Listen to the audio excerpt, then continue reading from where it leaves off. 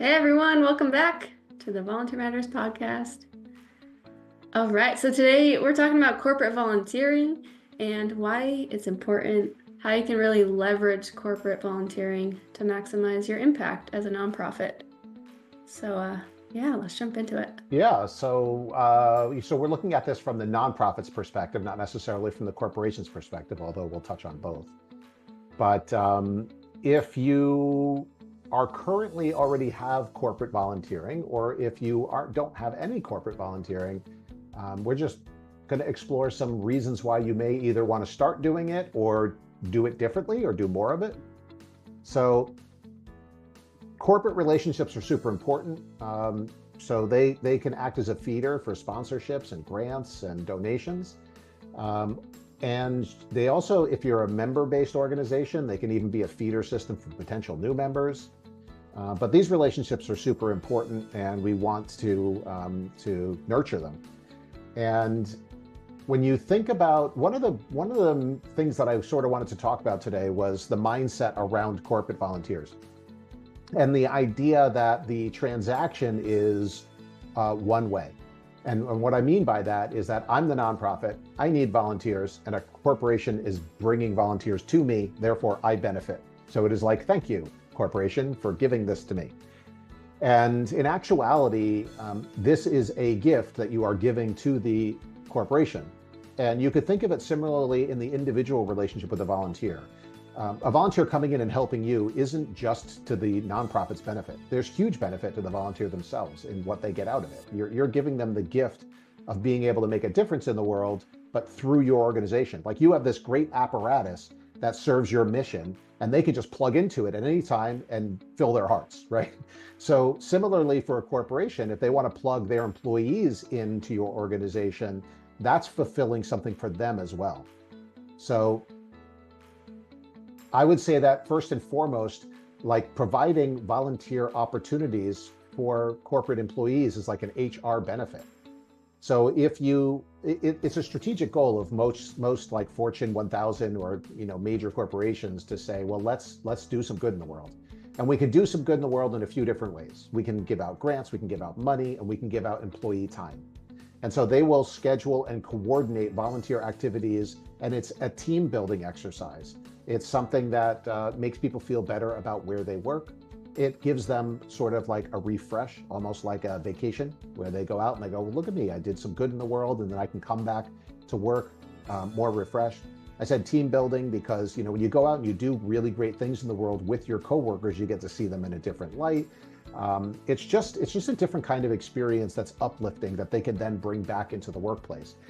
And so it wouldn't be any different than saying, let's go on a corporate retreat and we're going to have it catered and there's going to be fun activities and we're going to, that sort of thing. They get that, but also out there doing good in the world. That makes sense, right, Sophia? Totally, it does. And there's a big shift today in corporate volunteering because anyone under 35 is actually looking to make an impact in their work.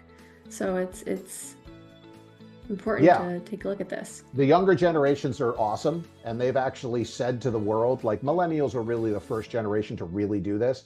Like, we expect more out of our employers. Like, it's not enough just to give me a good job at a good wage. You have to actually demonstrate to me that you're a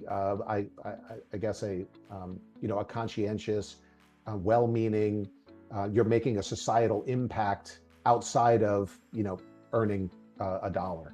So this has become more important for younger volunteers that you show that your organization has some social impact. So, like, to illustrate like how that shifted in the marketplace, the Fortune 500 companies in 2023 invested approximately 15 billion in social responsibility initiatives, and that number is growing. When you survey those same for 2024 and beyond, they said that I forget what the number was, but it's a big percentage of them said that budget's getting increased. So this is something that's going to be growing over time, not shrinking. Yeah, so your volunteer program is highly sought after by corporations. It's important to keep in mind. The other thing too is that more bang for your buck. They can kill two birds with one stone. Pick your analogy, metaphor.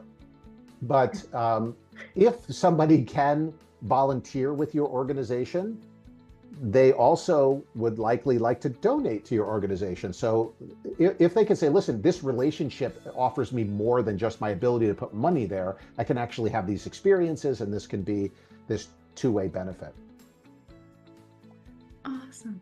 Yeah, so let's talk about volunteering in particular, and what mechanisms do corporations typically have in place to for their employees to sort of interact in the nonprofit space, right? So like the easiest one is like a lot of them do matching gifts. Like if I work for AT&T or Verizon or Apple or Google, and I donate $100 to my favorite charity, lots of them have programs where they say, we'll match that. You donate 100, we'll donate 100, up to a certain cap.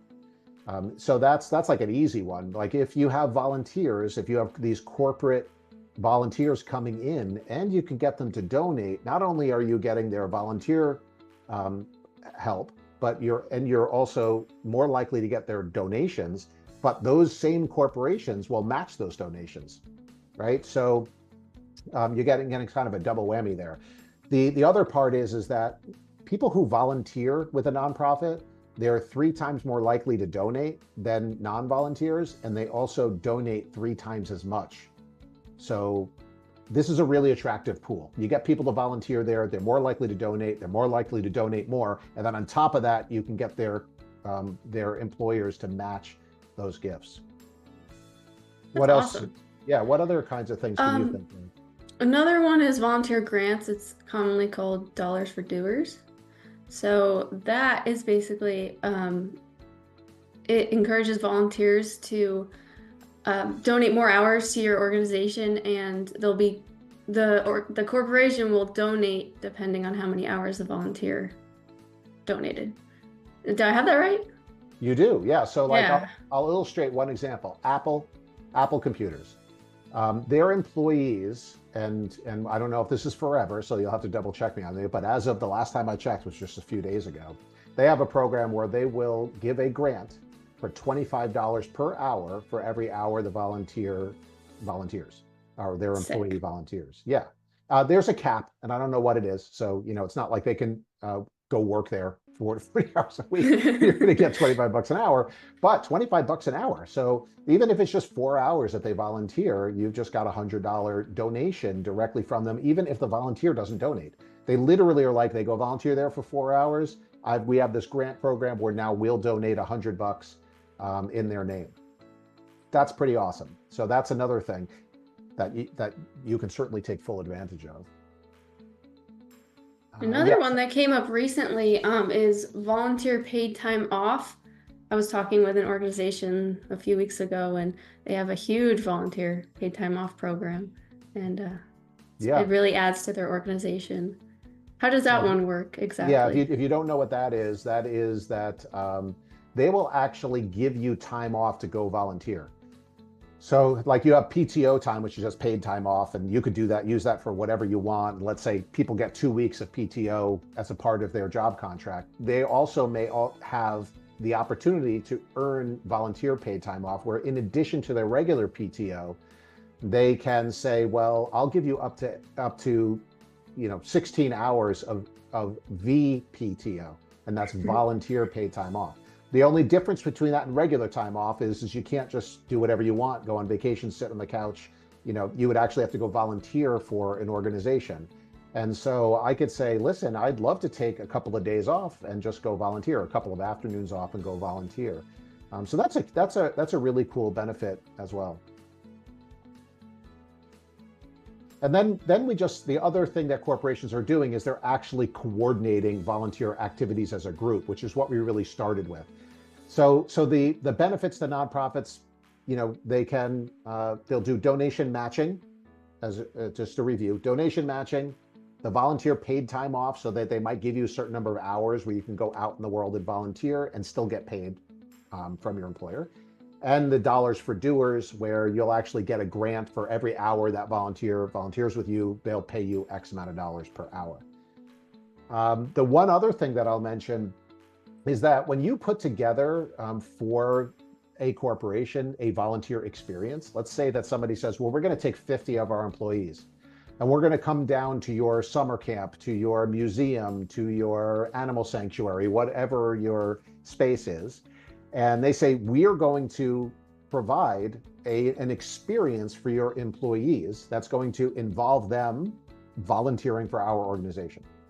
And so that is a service to both the employee and to their employer. And so one of the other things that I'll sort of throw into the mix is a suggested donation for the volunteer experience. So there's a certain amount of overhead and labor that has to go into hosting 50, 100 employees and putting them to work. And so there should be no shyness about going to that organization and saying, listen, we'd be happy to put on this event, in essence, for your employees, this team building exercise where we all get together and do good in the world.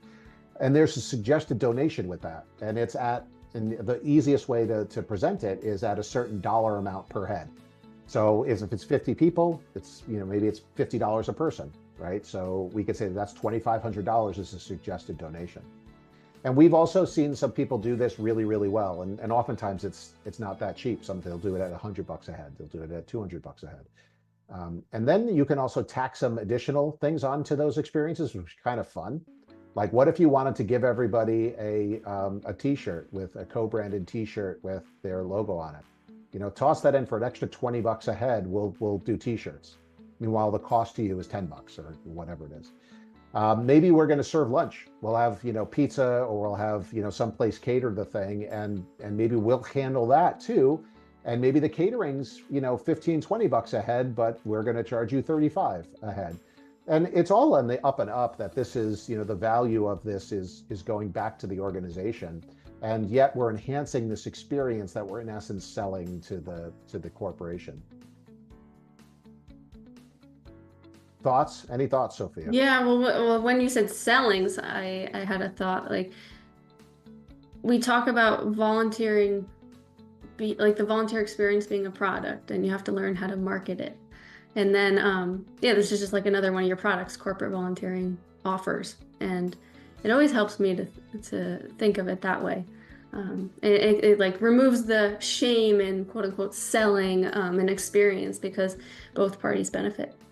So most nonprofits get violently allergic to the term selling, and they really shouldn't. Like, it's a good thing. Like, it's a good thing to sell your cause. So this is your mission. This is your reason for existence. This is the problem you're solving in the world. And there really is a lot of value in bringing these corporations into your world and giving them exposure to this. And you should maximize that to the fullest extent possible, because the money is there. They actually allocate a budget to this. So why not go and get it? And you're going to do good things with it. So that's why you should be selling yourself. Like, there's a lot of value here. We do a lot of good in the world. And on top of that, we're going to give your employees a heck of an experience. And you already have these Dollars for Doers grant programs, budgets allocated for it. It's just a matter of going and getting it. Right. So awesome. One of the things that we have, I'll just do a little shameless plug here, is we have an integration with a service called Dollars for Doers. No. Jesus, what's double the donation? Double the donation. The D's messed you up. Yeah, I got all confused with the D's. Double the donation. They're a great operation, and what they do is they actually help you to find which programs are out there. Like I mentioned, the Apple program for $25 an hour, and then Verizon might have a program where you can earn volunteer paid time off, and another corporation might have something else, right? They have a whole database of all of this stuff. We integrate with them. So this way, when your volunteer comes in, they register, they put where they work, like all that stuff gets synced up. So you know exactly where your volunteers, who your volunteers are, who they work for, and what those things are that those corporations offer, so that you can go and get that money that's sitting there waiting for you.